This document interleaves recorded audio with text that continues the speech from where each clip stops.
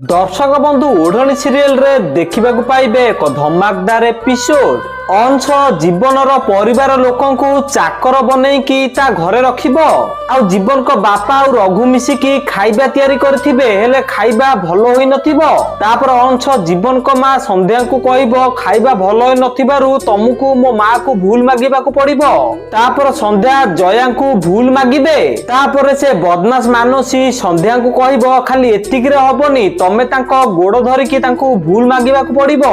से बदमाश मानसी एमिति कहिले संध्या जिबे जयांको गोड़ को धरिबा पई। तापर संध्या जयांको गोड़ धरिबा बहानार जाईकी जयांको गोड़ को टेकिकी फोपाड़ी देबे। आउ एसबु देखिकी अंश रागी जीवो आउ संध्या देवी को मारिबा पई आसीबो। आउ ठीक सेई टाइम रे जीवन आसीबे आउ से देखिबे जीवन को मां को अंश मारिबा पई आसुथिबो। आउ सेति पई जीवन आउ अंश को मध्य रे झगड़ा हबो।